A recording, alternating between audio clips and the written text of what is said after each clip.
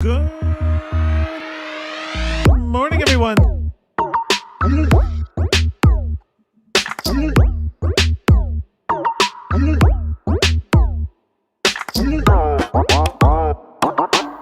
Covers Daily, Friday, January 21st. Is it the weekend yet? When are these games getting going? We got 24 hours and a little bit of change to go before kickoff of the first game of the doubleheader Saturday, Cincinnati, Tennessee. And then it's going to be nonstop football for 48 hours as we're down to just 7 games in the NFL season and 7 more games for betting opportunities. Couple more opportunities we're taking advantage of my part, up in the bet thread. 4 bets in total. San Francisco +6. Julio Jones over 45.5 receiving yards. The Rob Gronkowski prop over 63.5 receiving yards. And then in the late game Sunday, Kansas City Buffalo way over 53.5. And I say this somewhat jokingly, but somewhat not. If you were to dangle a highest playoff scoring game ever in front of me at an alternate total of 96.5 for Buffalo, Kansas City, I might take it. I might put a little bit of money on that over. The way everything is trending, it's going to be a very high scoring game. And so alternates in play, certainly for that one. I believe I talked about the Julio Jones prop yesterday. So the only one really worth noting of addition here was the Rob Gronkowski prop that I posted this morning just before I went on TSN with Aaron and Carlo. Took receptions over. And I think that the big advantage here that the Bucs are going to have is the fact that the Rams are going to be without their safeties. I know they added Weddle last week and he started after not playing for nearly 2 years. And he was never really tested by Arizona just because of how bad of a game that was for Murray and the Cardinals offense overall. But where the advantage sort of comes here is, although there's a chance that we might see Ramsey covering Gronkowski at times, in general, he is going to be on Evans. And so the Buccaneers are going to have a tight end spot down the seam, down the middle of the field, because the backup help there is going to be pretty well outmatched for what the Buccaneers are going to be able to do to them. And I think they're going to find a lot of space, whether it's Gronkowski, whether it's Brate. I think it'll be a big tight end game in general for Tampa Bay. And we know Brady trusts Gronkowski as much as anyone on that roster. And so it's a game where we're going to see the Buccaneers passing rate as high as it has been all season, where they're at the top of the league. So there's going to be a lot of potential to get targets. And Gronkowski is just going to be that open guy, I think, more often than not. So when Brady's looking to get the ball out quickly, potentially dealing with some pressure, Gronkowski, I think, is going to be his go-to look. So I added that in. 4 bets in total. And I swear it wasn't intentional to have a bet on every game. I actually noticed that while I was on the TSN show, and it was referenced that I have something for everything. So if you are following the bet thread, you're invested for all 4 games. There you go. It was not intentional. It's just how it happened to break down. To further on those matchups, we have Davis Sanchez joining us in about 10, 12 minutes. Partner on Halftime Live, former San Diego Chargers defensive back. We'll be able to break down all of the matchups that we have going on Sunday, specifically 2 of the more intriguing games. As always, thank you very much, everybody, for submitting your questions. We're able to get a lot of them in, just like we did last Friday. I'm going to go through and set you up for Divisional weekend, taking all of the questions for the games and beyond. If you are watching on YouTube, you can put something in the chat on one of these sides. I don't know which one I'm on. You can ask anything. We'll get it up on the screen. So if you do have any questions, any bets you're thinking about making, anything you want to know, put it in the chat. We'll put it on the screen and we'll answer as we go. Producer Brady is ready to fire some at me. So let's get into it. Hey, Adam, have you ever seen value in betting hypothetical matchups? I see some conference championship lines already, and I'm curious if you've ever bet those. For example, the Chiefs -3 at the Titans, or Bucks +1.5 at the Packers. Thank you very much. That comes from Michael Ray. So, yes, it's the same sort of situation with look-ahead lines that you get every single week during the regular season. In years past, it was kind of difficult to get more than like a $250 bet down on those numbers. But now with a lot of books offering them, if you really wanted to max it out during the regular season, you can actually get a decent bet down. I'm saying that more so than what I would typically want to wager if you're stringing it between like 5 to 6 books that actually offer them now. So they have become a little bit more popular. If you see an advantage of something you like, unless you're confident that what you're betting on that game is going to wreck the market for what you might want to bet more on later in the week, which is becoming less and less of a frequent situation and probably not a reality for anybody that is watching this show in general, then absolutely. I mean, if you can speculate how things are going to shake down, you can find a number, as we saw last week. Like if you like the Rams potentially matching up against the Buccaneers, there were books that had the Rams as high as +4.5 before they took the field to play the Cardinals. And that number was available until later in the first half against the Cardinals. So not only are there look aheads now, but now it's the playoffs, those look aheads stay up within the game. So a lot of potential. In terms of what we've seen posted, Buffalo -3.5 at Tennessee, Kansas City -4 at Tennessee, Cincinnati at Kansas City, Chiefs -6.5, Cincinnati at Buffalo, Bills -6.5. So those are the AFC potential matchups.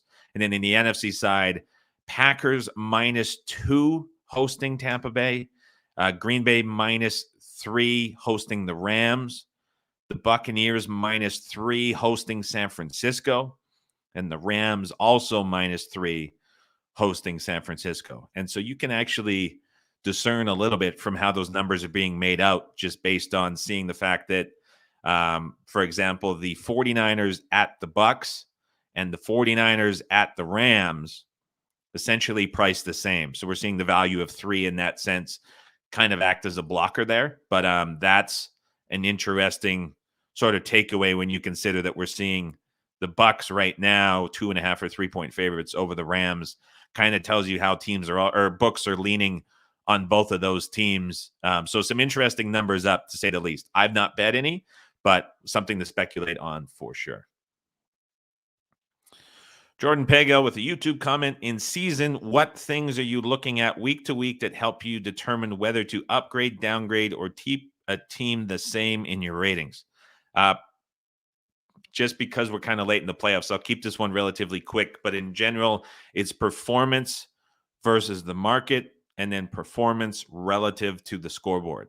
So it's kind of about evaluating whether or not the win or the loss was genuine.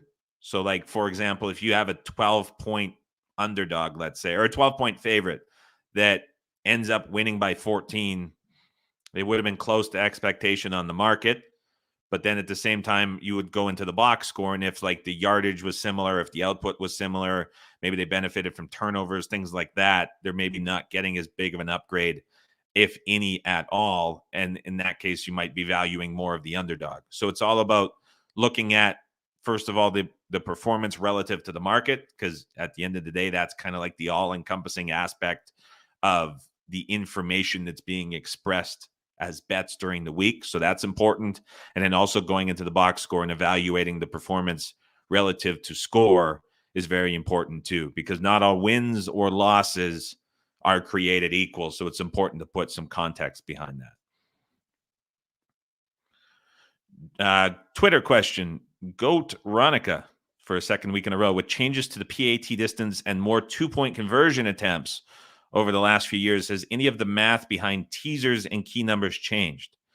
Key numbers, certainly. We've seen 4 and 6 become a little bit more prevalent in final score lines, as well as 8 to an extent, a little bit of a bump up there. But when you think about teasers, not any significant changes there yet, because all of those numbers still fall within that range of 3 to 7.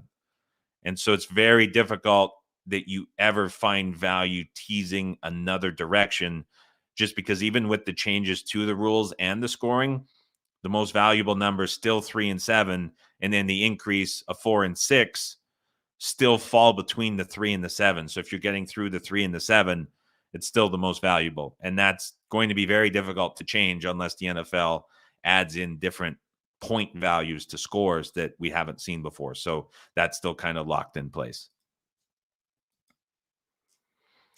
John Grote, Adam, thanks for a great season of insight. Very welcome. Thanks for listening. What would your best pick be to round out a Tampa Bay teaser from last week? Very interesting. You'd have to look at the Rams at this point, just based on where all the numbers are within the game. So if you do have the Bucs in an open teaser this week, definitely be pairing that by teasing the LA Rams up, just like we talked to, through the 3 and the 7, getting that north of, ideally you would get it up to 8.5 if your book is offering.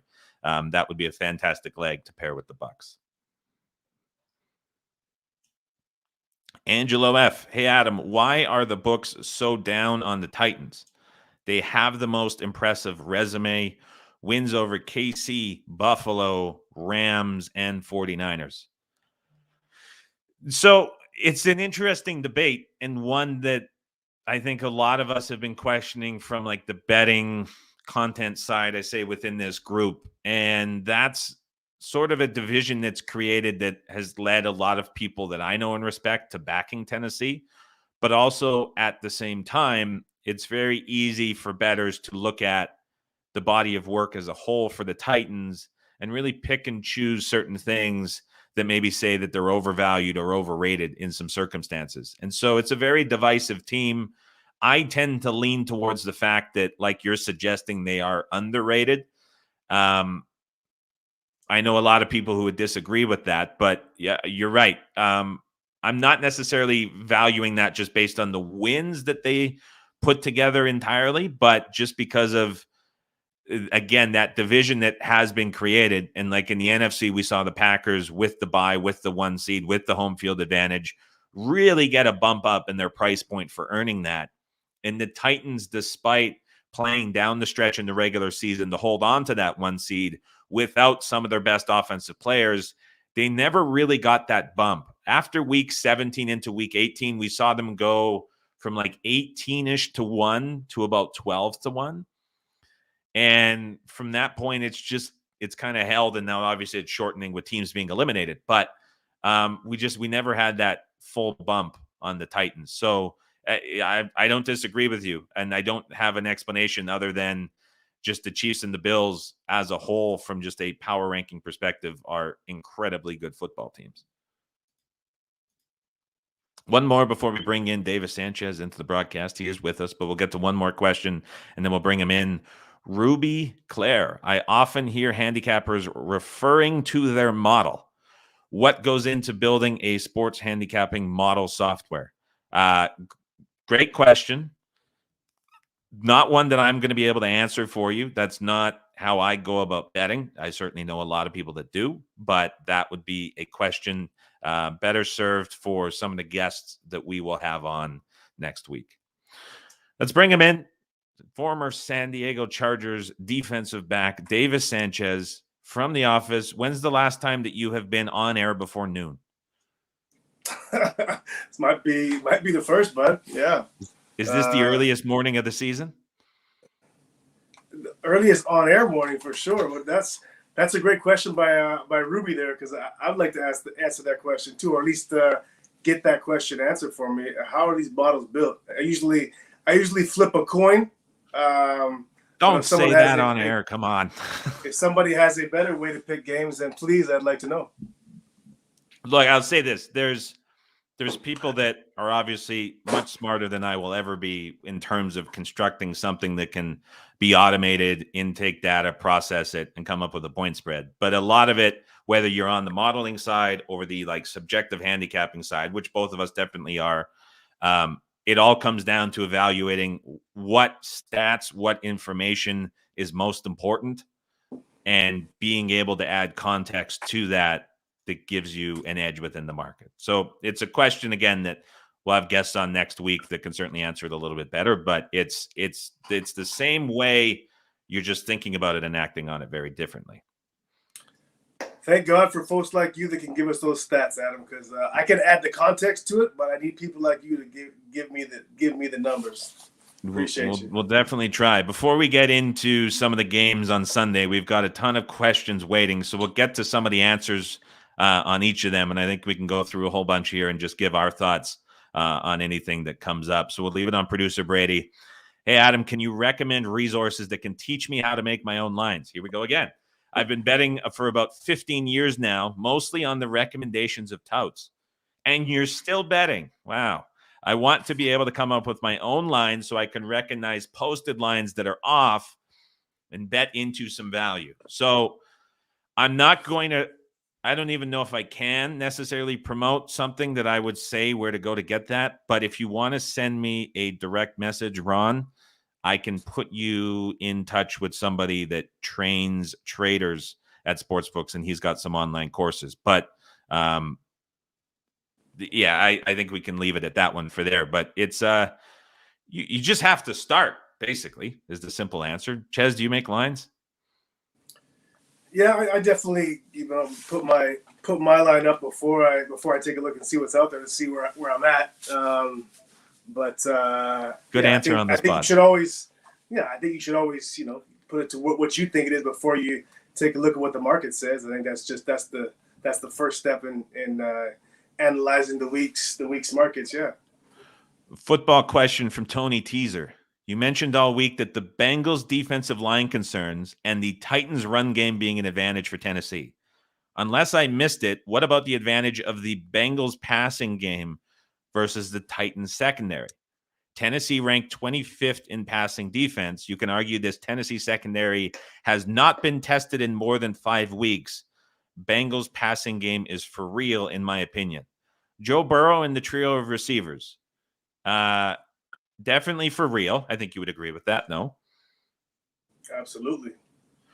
When it comes to matching up against Tennessee, the big question here is the fact that the Bengals offensive line is 31st for the season in pass block win rate. It is far and away the worst offensive line of any team remaining in the playoffs. And they're facing a very underrated Tennessee Titans pass rush. So I don't know if the question is entirely about whether the Bengals are going to be able to test it downfield, but can the Titans generate pressure to sort of just take away everything from the Bengals? And Ches, I'll throw this at you. Last week in every single game, what did we see? Young quarterbacks making their first start, struggle on the road. Joe Burrow, young quarterback, making his first ever playoff start on the road. Are we just ignoring that this week? I think this against the Titans defense and that secondary, you're going to get, because I believe that Bengals O-line is going to struggle with Tennessee defense with that noise. The fact you add the fact that you get a great jump, that defensive line is going to get a good jump with all that noise. You're going to get, Joe Burrow's going to have to throw quicks, which look Fulton and Jack Rabbit and Elijah Molden and Slide. These are. I don't think they're the top level secondary when I'm looking at secondaries, but they're definitely in the middle. When I look at I'm talking about talent. They're going to get quicks, or you're going to get max protection, routes down the field, which are going to be 3-on-2 or 2-on-1 with the secondary. So, I mean, I don't think those guys will be left alone they're not going to be left alone and Joe Burrow having time to get the ball down the field. That's where I would say, yes, Joe Burrow and this offense are really good, and those receivers are really good.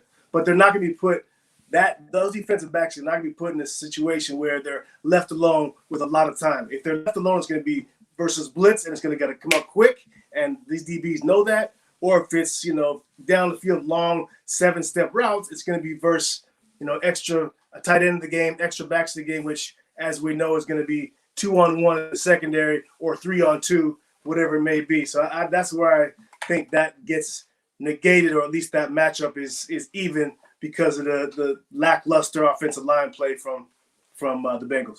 Makes a lot of sense. We're going to see that offensive line under immense pressure, I think, for the majority of the game, knowing what Mike Vrabel can do with that front four. And he doesn't necessarily need to bring extra guys where Burrow's been very good. They can do this just with those 4 guys up front against an offensive line as bad as the Bengals.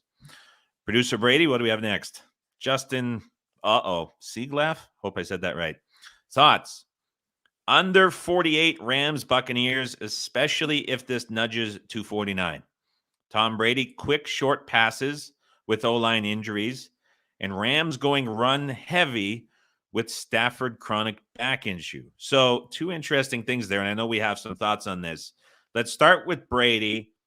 throwing and what potentially being without Tristan Wirfs. I don't think Wirfs is going to play at this point based on what Bruce Arians has said, but everyone else is going to be fine. I think Jensen was fine. He was able to get back out there without missing a snap last week. I think he's okay. True or false, the easiest thing for an offense to do to negate an opposing pass rush that has an advantage is get the ball out extremely quickly and play with tempo. Absolutely. Okay. So if that's the case, last week we saw them, the Buccaneers against the Eagles, play with a ton of tempo and eliminate that pass rush. So if that's the case against the Rams, I think the easy thing to say here is that if Wirfs is not there, they're facing pressure, we can expect a quick passing game from the Buccaneers. Yes. Okay. So my question within all of this, setting you up here, is the Rams are without both starting safeties. So how, as a bettor, do we think about quick, short passes to negate pressure versus no safeties there, but you kind of need a little time to take advantage of safeties not being there downfield? How does this matchup stack up? Okay, so you can take the coverage that's played a lot. We hear about a lot is cover two. So you can take, and I can tell you the weaknesses of cover two in a second, but you can take cover two and toss it out the window here in this matchup. And here's why. This is important for prop. This might not matter as much for the game, but for props it will. Take cover two, throw it out, because you have backup safeties who have not played, a lot of football recently. Eric Weddle hasn't played for 2 years. Cover two basically takes your safeties and after 15 yards turns them into cornerbacks. So just think about that for a minute. After 15 yards in cover two, your safeties are essentially now corners, because they are now, if the route's gone past 10 or 15 yards, they are now one-on-one down the field. And what do you have to do one-on-one down the field? That's make a play on the ball, which I can tell you in space, having to stay with your man, have the confidence to look up and play the ball without losing sight of your man. How many times are we as bettors, especially, I was going to say fans, but as bettors, yelling at defensive backs, just play the ball. Why are you panicking? Play the ball. Well, you have safeties that have not played in a long time. They're not going to be comfortable back there playing the ball in the air at all. Absolutely not. So you're not going to play cover two, because you're not going to put those guys in a situation like that where they're forced to play the ball down the field. So that leads me to believe you're going to have a lot of man coverage. And what's the weak point of the LA Rams defense? The only place they haven't spent a ton of money? Linebackers. So now you have Rob Gronkowski matched up with, unless you're going to put a corner on him, which I think Rob Gronkowski's going to throw most corners out of the way. So at least if he's on a corner, he's going to be double teamed with someone. You're going to have Gronk matched up against linebackers, or slots lined up against linebackers. That's a mismatch when I look at receptions. Maybe not yards, but look at some of the props and receptions. I don't know about the total, but I definitely would like anything between the numbers. I would expect a lot of quick passes and receptions from Bucs in between the numbers. If that makes sense. Yeah, makes a ton of sense. And I think with the high pass rate that the Buccaneers just typically play with, last week it was kind of thrown out the window because of the huge lead that they got. But I don't know if there's really the expectation that we're going to see a huge lead here for the Buccaneers at any point. So we're probably going to see a ton of passing as is to test those matchup advantages that the Bucs might have. So I think that kind of answers the Brady part. The other part of that question from Justin was the Stafford chronic back issue. So in the second half of the season, no quarterback turned the ball over more than Matthew Stafford. Right. And in the last couple of weeks, we've seen McVay do something very uncharacteristic, and that's go from a very high pass rate to a very high run rate. And against the Cardinals, at halftime, 22 runs to 11 passing attempts. So it was almost nearly 30% split in favor of the run early in that game where the Rams built the lead. Where this gets interesting from a matchup perspective is you don't necessarily want to run on the Buccaneers. If you want to attack this team, you're doing it through the air. So if there's actually something there, whether it's a lack of trust or belief that leads to more runs, that's maybe not the best case scenario for the Rams. But I think if they do end up passing and Stafford is able to have a great game, you mentioned Kupp and OBJ on Halftime Live as we were betting the Rams team total over. What are you looking at there from a matchup perspective of those receivers against this Buccaneers defense? Look, if there's this narrative out there that I don't know if it's still there. It was there last year for sure. I think people have probably sharp people have figured out Carlton Davis is not a slouch. Carlton Davis can flat out cover. When you talk about athletic guys who can run with people, Carlton Davis is right there. Now, does he always? No, he doesn't always play the ball extremely well, but he can cover. And so athletically, so can Dean. So, you know, from a one-on-one standpoint, the Bucs are actually a good matchup for these receivers because they have some of the best athletic cover guys. Now, you know, you worry about the consistency and that stuff, but I actually don't mind. Out of all the secondaries out there, you know, the Bucs are one that you could actually leave alone at times in man coverage. Interesting. So there's going to be a lot of fun matchups to watch. OBJ looked and has looked the last few weeks back to his explosive, athletic, dynamic receiver self. We're talking talent right now, Adam. Not you know, analytics or you know what we're seeing on PFF grades. I'm talking about guys who could run, flip their hips. You could leave alone. We'll talk about when we get to the Bills game. We'll talk about, you know, there's some talent in that matchup too. There are thoroughbreds. In defensive backs and defensive ends, there's thoroughbreds. Some guys, you're either a thoroughbred or you're not.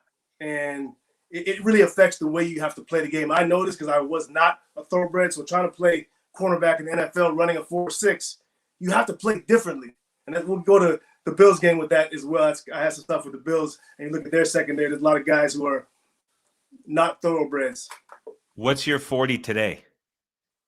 Fiji water. Probably wow. Wow. Life must be good. It's my 40 time actually today, Churn, is similar to what it was when I played. I bet you I'm the slowest cornerback in the history to start multiple NFL games. I might be the slowest one ever. I am not fast at all. I got some good ass feet, and I got some pretty good instincts.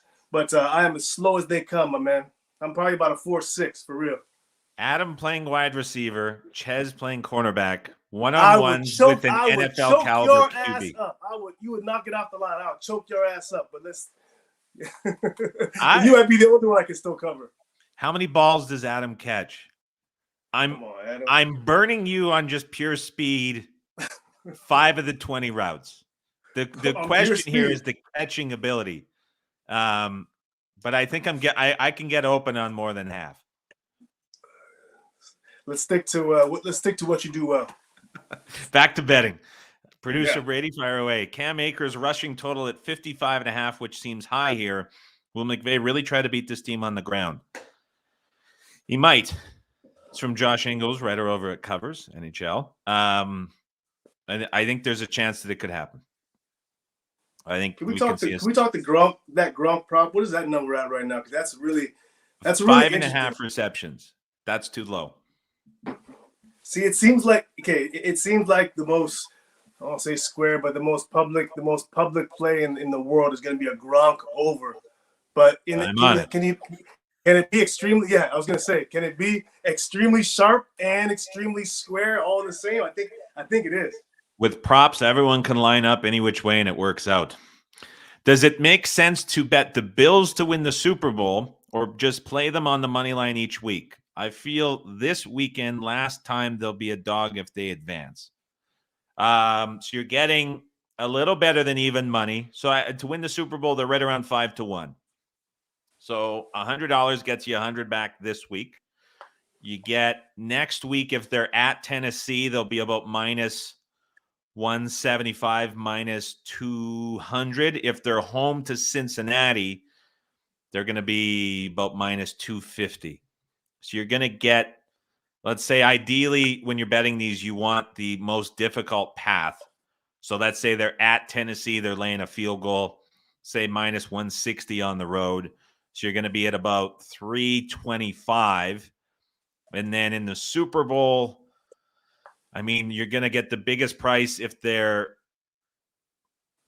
probably looking at a right around even money, kind of any matchup that gets posted. So you're going to end up kind of north of 600. So the money line rollover is going to get you a little bit more if the path is as difficult as it could project out to be for the Bills.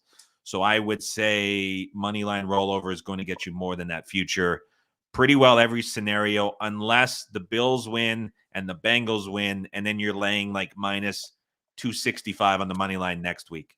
Question for you, Ches, is are the Bills the best team in the NFL right now? Oh gosh, I'm gonna give a cop out. The cop out answer is Can't cop out. You got to be honest. I have three teams that are the best team in the NFL. You can't. We're skipping then. We can't give 3 teams as the best team. Come on. I can give whatever the heck I want. Who's the best NFC team? Who's the best NFC team? The Green Bay Packers. Okay, Buffalo, Green Bay, Super Bowl. What's the line? It's close to a pick. Okay, so then the Bills have to be at worst tied for the best team in the NFL. Yeah, that's why it's Kansas City, Buffalo, and Green Bay. I mean, it is what it is. All right. Cop out answer.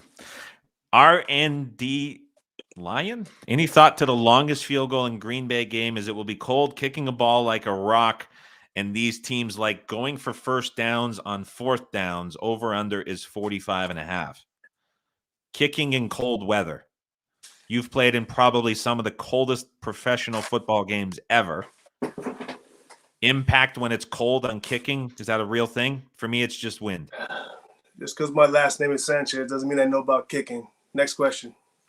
I would say I would lean under on that because of the latter point. It's the going for it more so than the cold weather. Yeah.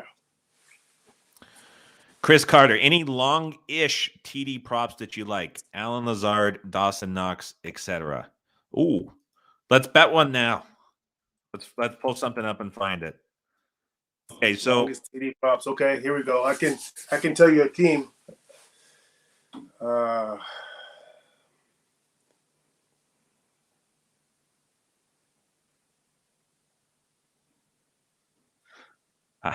I went to actually wager on a game, and I pulled up the sportsbook window in the stream window. So we'll let producer Brady control this as we go. Let's go to the Chiefs-Bills game, because I have a feeling at the top of the show I was teasing that there's actually a legitimate chance we see this as the highest scoring playoff game ever. So I think any touchdowns are wide open in this game. So let's long-ish. So we're looking at like 250 or higher. I've got my other window opening up now on the other side. So, boy, well, right there, Patrick Mahomes plus 360.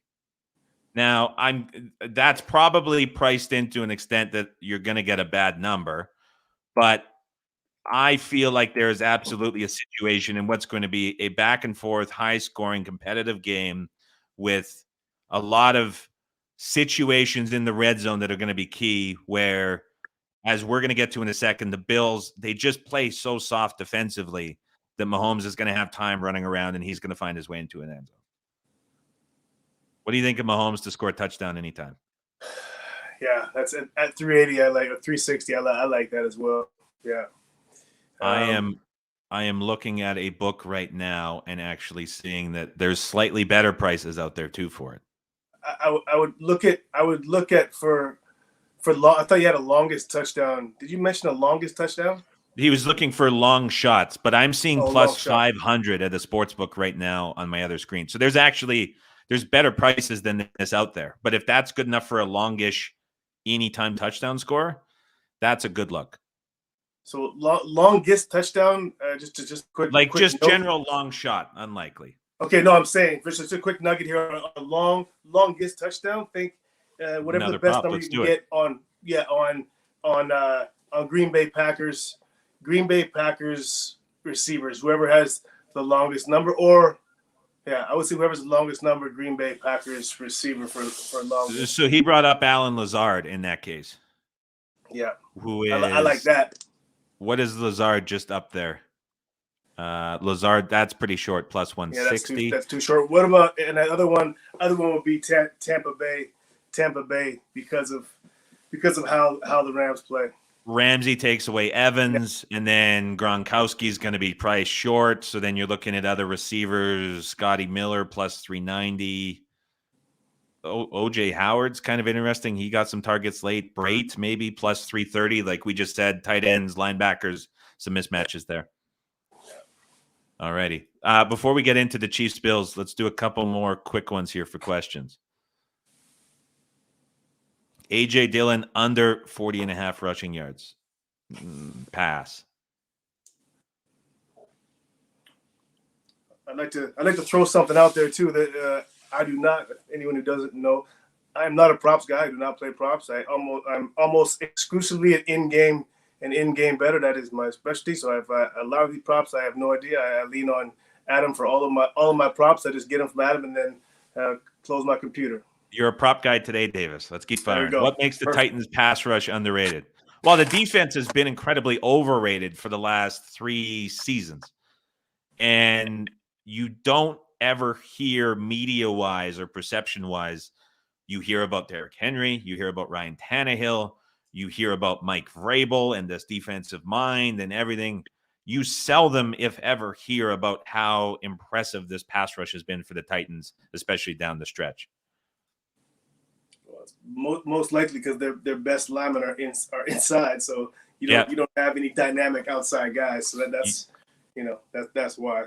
You hear about the edge rushers for every other team, but when it's the Titans, it's that interior pressure, which is why they're so good and so sneaky, especially in a spot like this. You can create outside pressure from blitzing your nickels and your outside backers, and that's what they do. Yep. If you must pick one money line dog this weekend, who do you have? Davis, who's your upset pick of the week? No, the Buffalo Bills. That's taking the short plus 105. Ask me the question. You asked the question. Not Niners outright. The Rams. Okay. Rams. I'll go Niners outright. I think that's the look. Couple more before we get into Bills Chiefs. Historically, I think some faves usually win straight up in this round. What about the over-under? Don't know overall what that looks like. Not something I spend a lot of time looking into.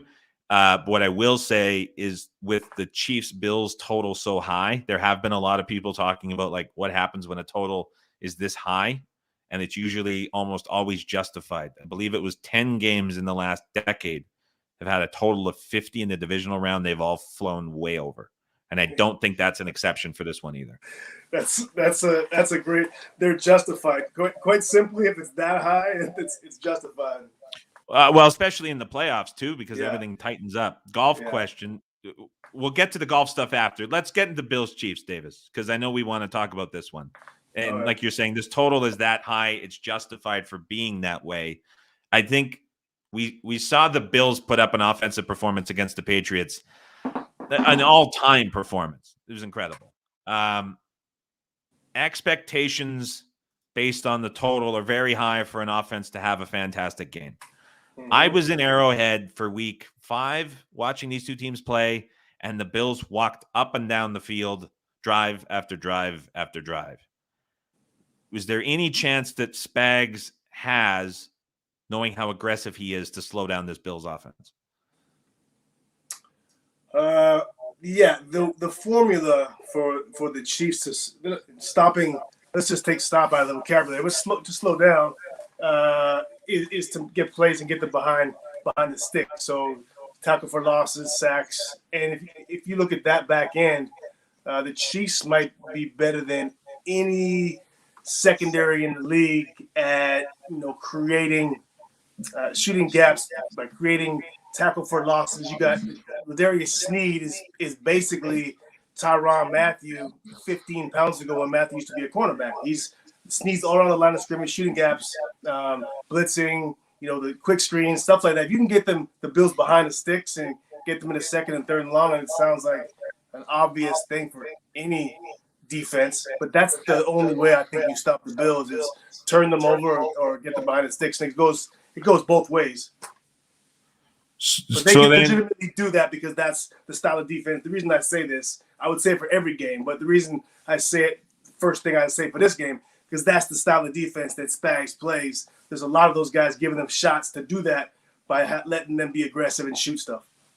And so the counter to that would be that we saw the Bills, at least against the Patriots, but a couple times this season in their like big offensive performances, get really aggressive throwing the football on early downs. And so is there a chance, I think, with Daboll and how he schemes this offense when it's at its best, it's a lot of early first and down passes that are very efficient. The way to ultimately prevent that from happening and giving the Chiefs that advantage would be to carry on doing what we saw last week, where they only ran the ball outside the red zone on first or second down twice in the first half. So that's the ultimate counter to that from an offensive coordinator play calling perspective. Sure.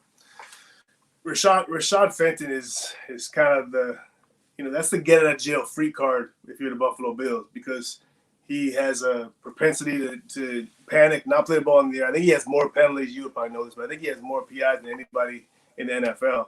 And, it's continuing. He just plays that way.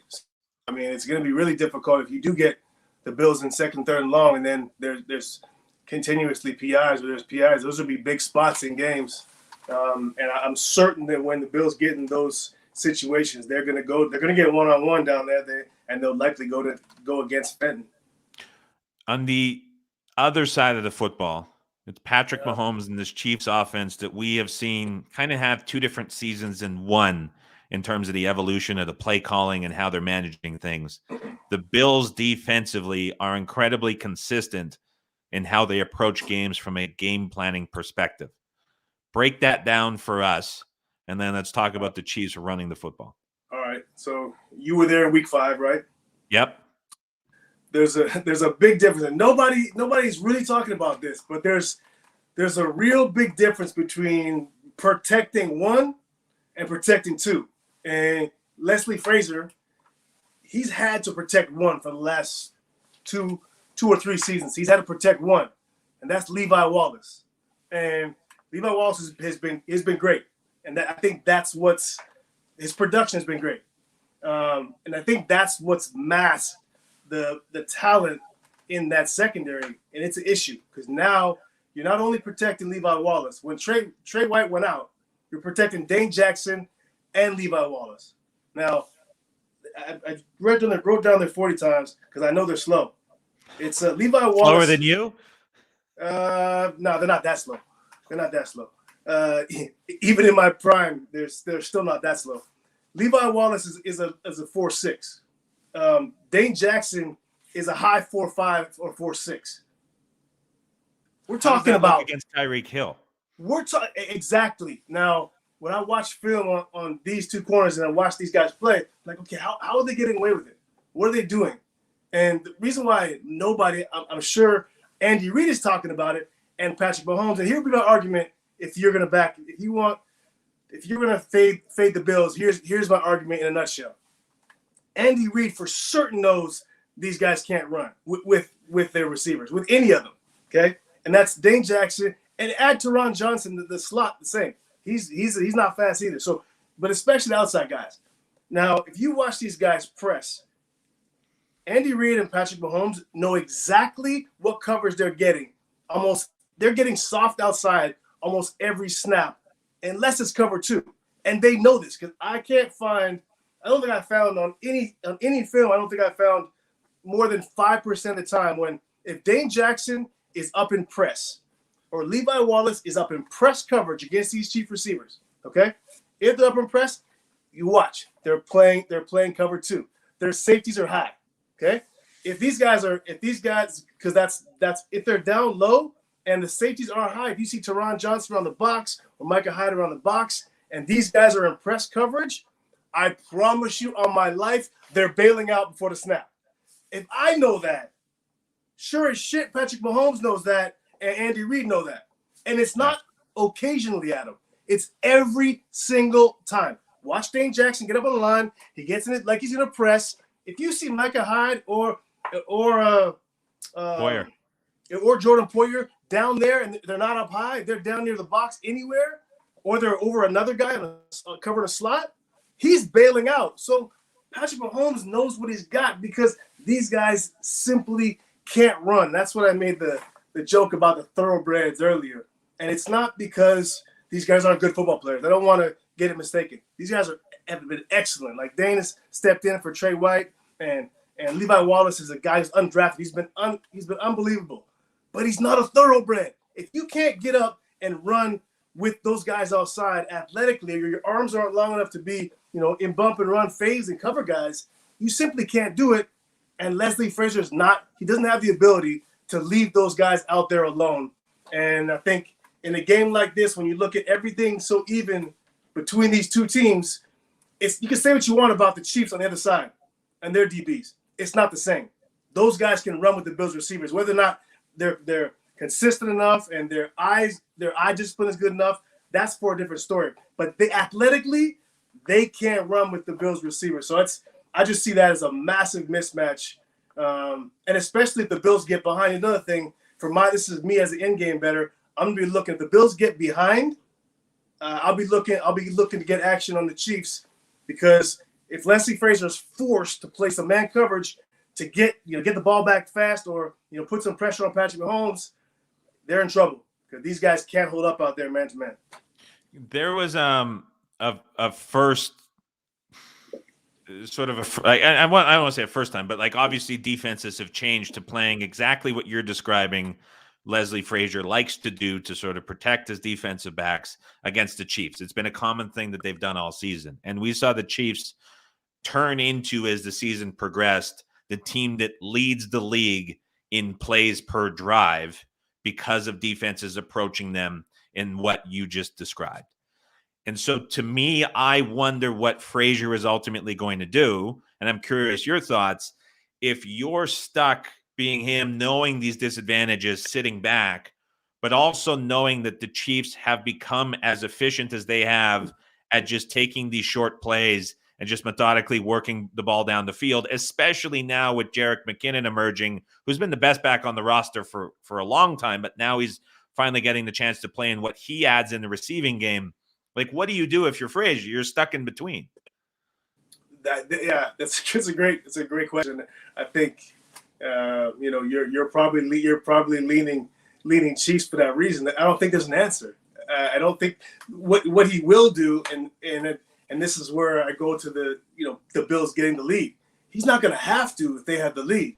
The Bills have the lead. Right. He's not going to have to change what he does. But if they get behind and he has to do that, my answer would be, and the answer to that is to play cover zero, and that's the answer. I would say this. So as I keep going back to what I see, if I'm a corner who doesn't have enough speed or skill to hang with someone on the outside, you know what I want my coordinator to call in a pinch if we have to get pressure? Call cover zero, because now I only have to cover for 1.5. If you send everybody, so I can hang there. I just gotta get my hands on and reroute, and I'm okay. So the answer, Adam, is play cover zero. That's it. Not cover one. Don't go cover one and rush 5. If you're gonna rush and you're gonna leave me alone without a double or without a high safety, which cover one you get one high, it's not gonna help me none. It's gonna help the slot, it's not gonna help the corner. Then I want you to send everybody. So that the answer is, you will see the Bills, if they're trailing in the second half, the only coverage he can play with the personnel he has, an undrafted guy on one side and a 7th round pick on the other, is cover zero. So as this shapes up, everything we're talking about, it just feels like and this is echo chamber confirmation bias at its finest, but like I'm already on the over. I love the over. I think there's plenty of potential for points. But as we're talking this out, going to have halftime live streaming Sunday night. Last week, Davis 5-0, halftime live, fantastic week. To me, it's like we know exactly, based on what you just said, kind of how to handle this game from not only a second half perspective, but also an in-play perspective, where it really is going to come down to who has the lead, who gets out early, because that's really going to shift how these defenses play. Absolutely. There's going to be, coordinators, especially Leslie Frazier, is going to be handcuffed. And all you can do really is tip your cap to, and this is Sean McDermott too. Like we talked about Leslie Frazier. Sean McDermott's a defensive guy also. So these guys, and they're two of the best in when you talk about disguise. McDermott has always been a guy known for, he is disguised, and they do an excellent job. When you got the safeties like Poyer and Hyde, who are vets who know how to disguise. Teron Johnson does a nice job. The nickel is also a telltale guy in disguise that a quarterback can read. It's tough to read those guys. They have 3 veteran guys who do a nice job of disguise. But Leslie Frazier and McDermott do a great job of disguising because they really have to, and that's kind of that's the personnel I have, and so you got to give them a lot of credit for being able to. I think they have the best yards per pass in when you look at the bill. I think it's number 1 with those guys out in the corner. You're if you look at the pay scale of the NFL, two of the highest paid guys in the NFL defense are corners and defensive ends. And you got a 7th round pick and an undrafted. You making David Sanchez money out there. I had an off-season job, dang it. And so these guys, these guys. Let's give credit to those coordinators. Absolutely. All right. Fantastic stuff as always. One of the best when it comes to breaking down games, especially on the defensive side and applying it to betting.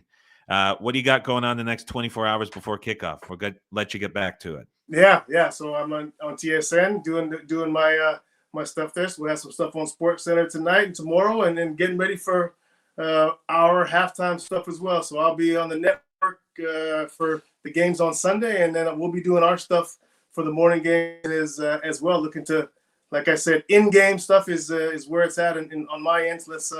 I'll be back with you, and let's see if we can do it again and keep crushing. Like you see, 17-3. It's been a pretty good season in-game betting for plays that I've put out on TSN. 17-3. I don't think it's going to happen again, but let's hope it keeps on rolling this weekend. Is that an accurate depiction of the chain, or was that added for like extra effect? You know what? Let's just say that's just to say that was the chain I was wearing. Sure, I like that. Fantastic stuff as always. Enjoy the rest of the Friday, and we'll chat with you tomorrow here for Halftime Live on Covers Twitter and Covers YouTube. Thanks, bro. He's fantastic. I think we might actually have to get the 20 routes run as a real thing. Maybe we can stream that in the off season when conditions are a little bit more favorable. I know he's getting up there in age, so the hamstrings might be a little bit tight, especially if it's in the cold weather.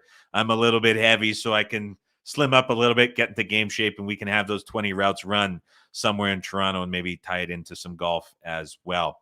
A few more minutes left before we get to the top of the hour, so we'll finish off with some more questions that were posted in the Twitter thread before we get everybody off and on their way this Friday afternoon. All the YouTube questions have mostly been answered up. We'll get to the last few here. If you're suggesting the Buffalo-Kansas City game going over, do you also see Josh Allen and Mahomes yards going over as well? Hard to see it going in the other way. So, yes, I think we're going to see a very high-scoring game with a ton of passing output from both QBs. Titans are 3.5 at many books, but the money line is only minus 170. This seems low to me. Is this due to there being more liability on Cincy money line or some other reason? Thanks. Love the show. Thank you for listening, John. That's a very soft 3.5. And so there always is an element within these playoff games where if you're betting the favorite, especially if it's short, you're likely taking the point spread. And if you're betting the money line, there's always gravitation towards the underdog. So yes, at a true 3.5, the minus 170 is going to be short.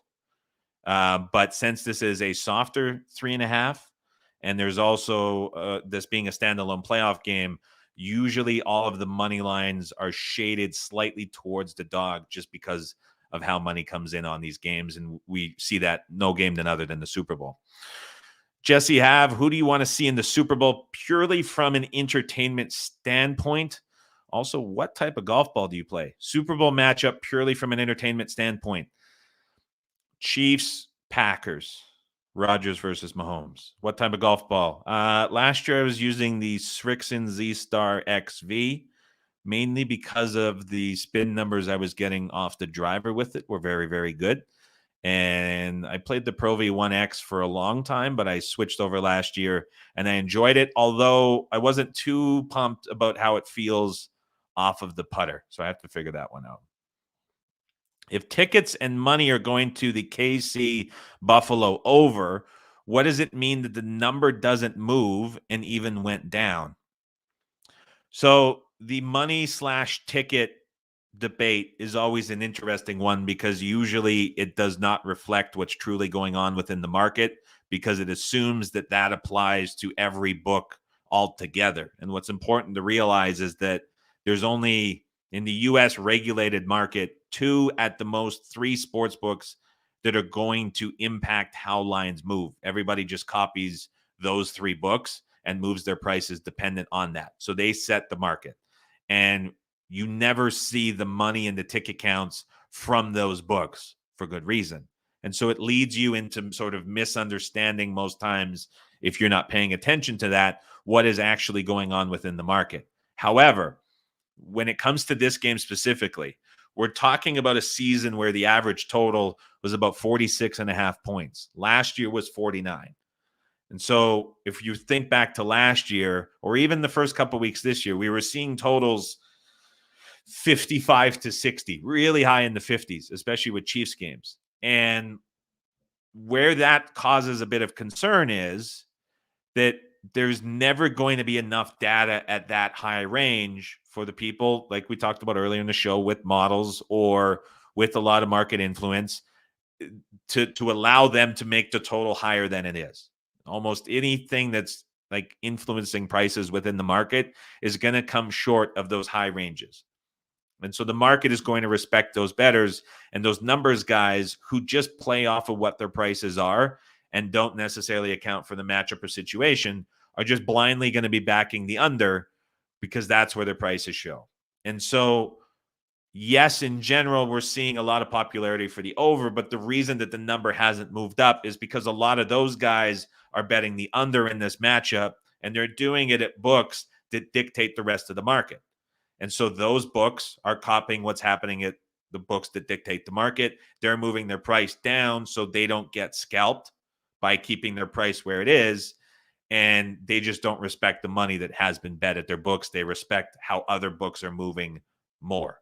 So that's kind of how that's setting up. It's just a market movement. Resist at Hillbilly Jim 88. Sometimes it sounds like you're looking at a screen that has prop prices, multiple books. Does that exist or am I dreaming? It exists on covers.com and it's free to use. If you go to the NFL odds page, you'll see a props button and you can compare regulated books in the US per team, per prop market. And we will have touchdown score markets up there as well. So there's a lot that you can scroll through, compare, and find the best price when it comes to props. You will be amazed at the differences. Angelo F. I'm a resume guy, Adam. KC best wins are Steelers and Cowboys. Lost to Bills, Titans, Bengals. How good is KC this year? I think they're the best team in the NFL. There's resume is one thing, and then there is the context is another thing. And this was a Chiefs team that early on in the season, when they were losing those games to Buffalo and Tennessee, they were without a ton of defensive starters that they have now, but they were also an offense that was evolving to what they are now as well. Like I was saying with Davis, this is, if you watch the Chiefs play, for example, last week against the Steelers or down the stretch in the last couple of weeks of the season, it's entirely different from what we saw early on in the year in terms of what they're running, their schemes, their routes. They have become a much more conservative, in a sense, play calling offense, taking what these defenses give them. And no team has adjusted more drastically defensively to face opponents than what teams have done against the Kansas City Chiefs. So it's more so a matter of figuring things out, which took the Chiefs arguably at least the first half of the season to really get right. And then, yes, during that run, they faced weak opponents, but the way that they were doing it was much different. And so we're really going to see that on full display this Sunday night against the Buffalo Bills. Brandon Utes, thoughts on the best teaser bet this weekend for whether it be 2, 3, or 4 games? I hate every teaser this week. If you have to make one, it's very difficult to look any other direction than Rams and Bills up just because of the value you're going to get from those teasers going up through the 3 and the 7. A few more questions to go from the Twitter side. We'll tidy those up. Buzzer beater, thoughts on most rushing yards divisional weekend of anybody? Not Tennessee, Cincinnati, not LA, Tampa, not Kansas City, Buffalo. You'd have to go San Francisco, Green Bay. And in that case, you would have to look for someone from San Francisco, in my opinion. Take your pick between which guy you ultimately want to go with there.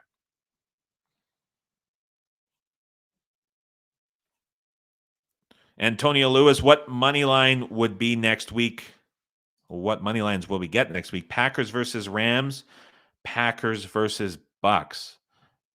Packers versus Rams, Green Bay minus 170. Packers versus Bucks, Packers minus 140.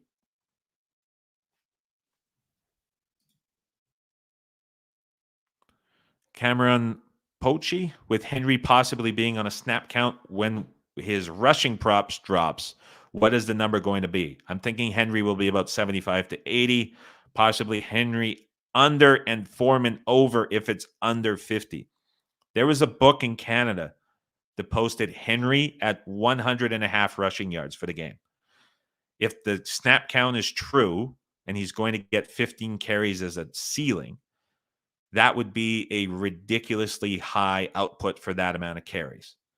There was also a video posting of him this morning limping at practice. And there's rumors going back and forth that it takes him a little bit to get warm right now. He's struggling, but once he gets warm, he's fine. It's a weird situation. He's also like kind of ahead of timeline to an extent as well. So if it's that high, I think it's an easy under. If it's in the 60 to 70 range, I think that's probably a pass. In terms of Foreman, I'm actually more intrigued and likely to bet on Foreman's prop number when it comes out. And we'll see what that number is, but I'm hoping it's quite low.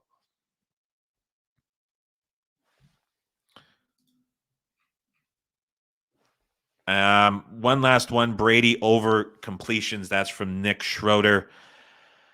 I would, no question there. What the number's pretty high at the moment. His yardage total is right at 300, but for the completion aspect, I think the Bucs are going to be throwing a ton against this Rams defense. So I would say yes. And to follow that up, Corbin Moore, what is the latest news on the Bucs O-line?